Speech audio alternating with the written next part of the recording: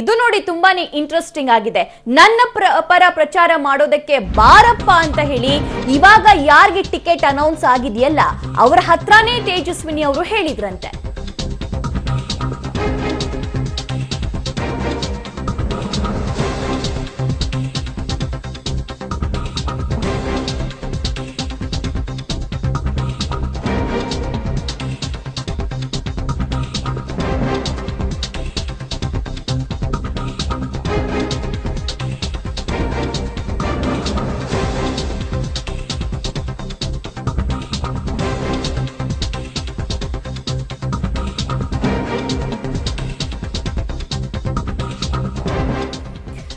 ತೇಜಸ್ವಿ ಸೂರ್ಯ ಒಳ್ಳೆ ಸ್ಪೀಕರ್, ಚೆನ್ನಾಗಿ ಮಾತಾಡ್ತಾರೆ, ಅದರಲ್ಲಿ ಯಾವುದೇ ಅನುಮಾನವಿಲ್ಲ. ಸೊ ಹಾಗಾಗಿ ನನ್ನ ಪರ ಪ್ರಚಾರ ಮಾಡಪ್ಪ ಅಂತ ಹೇಳಿ ತೇಜಸ್ವಿನಿ ಅನಂತಕುಮಾರ್ 3 ದಿನಗಳ ಹಿಂದಷ್ಟೇ ತೇಜಸ್ವಿ ಸೂರ್ಯ ಅವರ ಹತ್ರ ಮನವಿ ಮಾಡ್ಕೊಂಡಿದ್ರಂತೆ.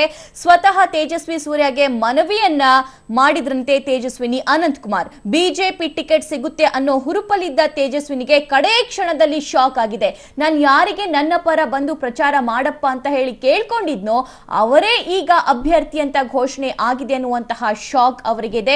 ಯಾರಿಗೆ ಪ್ರಚಾರ ಮಾಡು ಅಂತ ಹೇಳಿದ್ನೋ ಈಗ ಅದೇ ತೇಜಸ್ವಿ ಸೂರ್ಯ ಪರ ಪ್ರಚಾರ ಮಾಡಬೇಕಾಗಿರುವಂತಹ ಪರಿಸ್ಥಿತಿ ತೇಜಸ್ವಿನಿ ಅನಂತಕುಮಾರ್ ಅವರಿಗೆ ಸದ್ಯಕ್ಕೆ ಬಂದಿದೆ.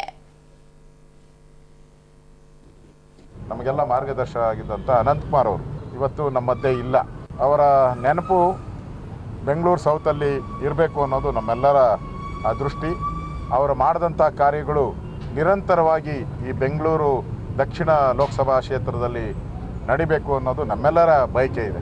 ಆ ದೃಷ್ಟಿಯಿಂದ ನಮ್ಮೆಲ್ಲ ಶಾಸಕರು, ನಮ್ಮ ಅಧ್ಯಕ್ಷರು, ನಗರದ ಅಧ್ಯಕ್ಷರು, ನಮ್ಮ ಟ್ರೆಜರರ್ ಸುಬ್ಬಣ್ಣ ಅವರು, ದೇವು ಅವರು ಎಲ್ಲರೂ ಕೂಡ ಭಾಳ ವಿಸ್ತೃತವಾಗಿ ನಾನಿವತ್ತು ಎಲ್ಲ MLAಗಳನ್ನು ಕರೆದು ಚರ್ಚೆಯನ್ನು ನಾವು ಮಾಡಿದ್ದೀರಿ. ಇವತ್ತು ತೇಜಸ್ವಿನಿ ಮೇಡಮ್ ಅವರು ಈ ಕ್ಷೇತ್ರದ ಅಭ್ಯರ್ಥಿ ಆಗಬೇಕು ಅನ್ನೋ ಒಂದು ಆಸೆಯನ್ನು ನಮ್ಮೆಲ್ಲ ಕಾರ್ಯಕರ್ತರು ವಿನಂತಿಯನ್ನು ಮಾಡಿದ್ದಾರೆ.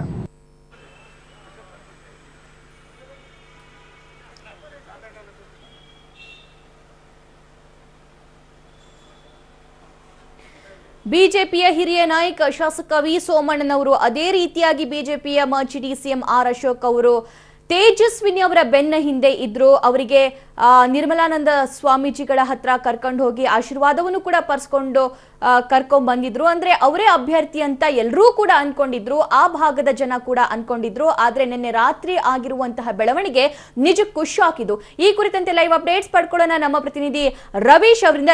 ರವೀಶ್, ಕೊನೆ ಗಳಿಗೆಯವರು ಕೂಡ ತೇಜಸ್ವಿನಿ ಅವರೇ ಬೆಂಗಳೂರು ದಕ್ಷಿಣದಿಂದ ಸ್ಪರ್ಧಿಸ್ತಾರೆ ಅಂತ ಹೇಳಲಾಗ್ತಾ ಇತ್ತು. ಆದ್ರೆ ಯಾಕೆ ಕಡೆ ಗಳಿಗೆಯಲ್ಲಿ ಈ ಶಾಕ್?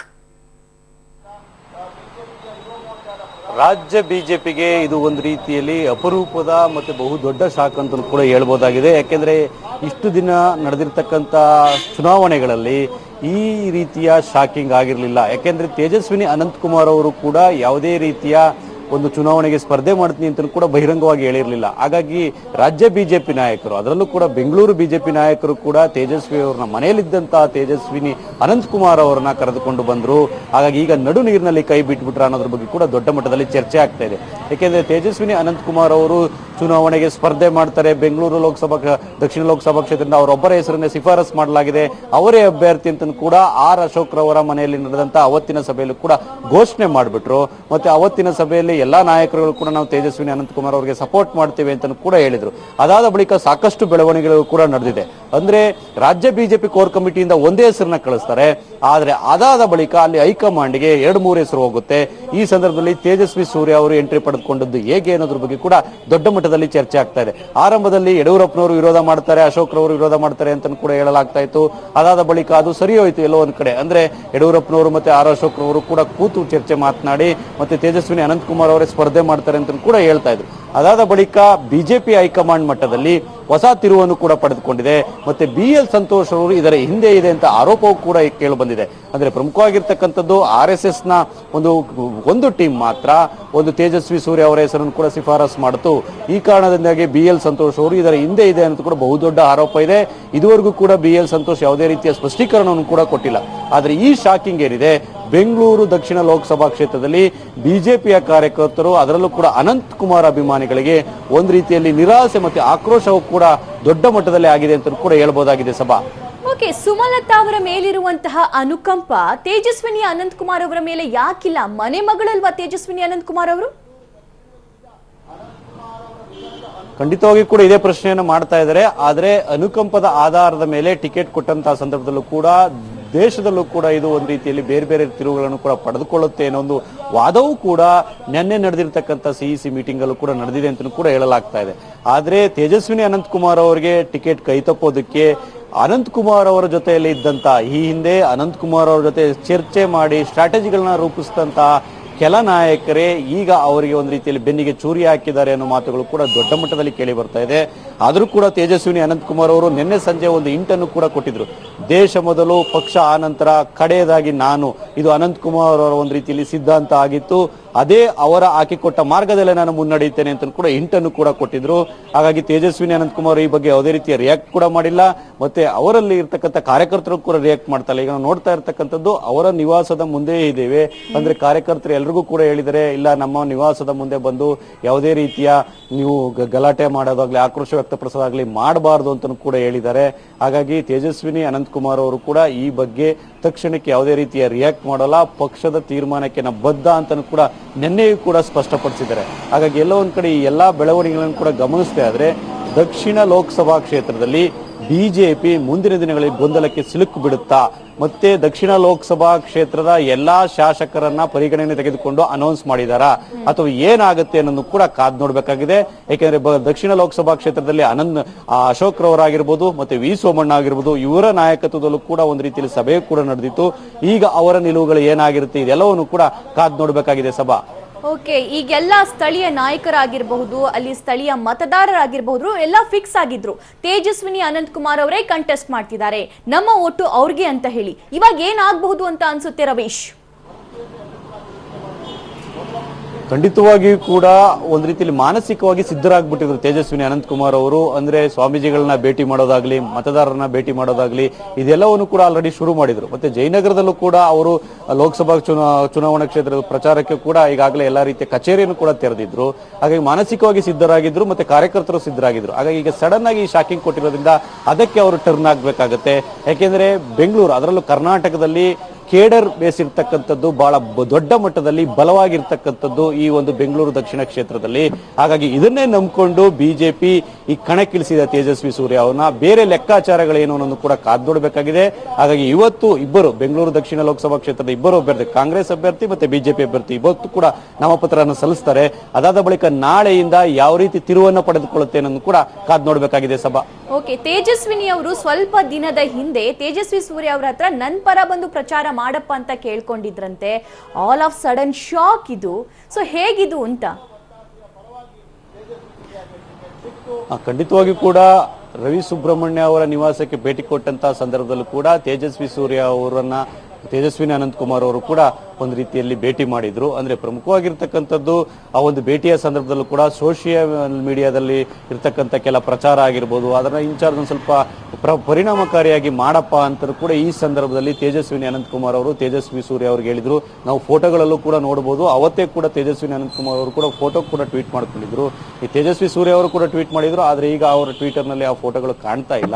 ಯಾವ ಕಾರಣಕ್ಕೋಸ್ಕರ ಅಂತಾನೂ ಕೂಡ ಗೊತ್ತಾಗಿಲ್ಲ. ಆದ್ರೆ ಪ್ರಮುಖವಾಗಿರ್ತಕ್ಕಂಥದ್ದು ಅವತ್ತು ಅವರ ಮನೆಗೆ ಹೋಗಿ ಬೆಂಬಲ ಕೇಳದಂತವ್ರು ಇವತ್ತು ಈ ರೀತಿ ಆಗಿರ್ತಕ್ಕಂಥದ್ದು ಏನು ಅನ್ನೋದ್ರ ಬಗ್ಗೆ ಕೂಡ ದೊಡ್ಡ ಮಟ್ಟದಲ್ಲಿ ಚರ್ಚೆ ಆಗ್ತಾ ಇದೆ ಅಂತಾನೆ ಹೇಳ್ಬೋದು ಸಭಾ. ಓಕೆ ರವೀಶ್, ಥ್ಯಾಂಕ್ ಯು ನಿಮ್ಮೆಲ್ಲ ಮಾಹಿತಿಗೆ. ಇನ್ನು ಶಾಸಕ ರವಿ ಸುಬ್ರಹ್ಮಣ್ಯ ಅವರ ಅಣ್ಣನ ಮಗ ತೇಜಸ್ವಿ ಸೂರ್ಯ, ಸೊ ಹಾಗಾಗಿ ಅವರಿಗೆ ಟಿಕೆಟ್ ಸಿಕ್ಕಿದೆ ಅಂತ ಕೂಡ ಹೇಳಲಾಗ್ತಾ ಇದೆ.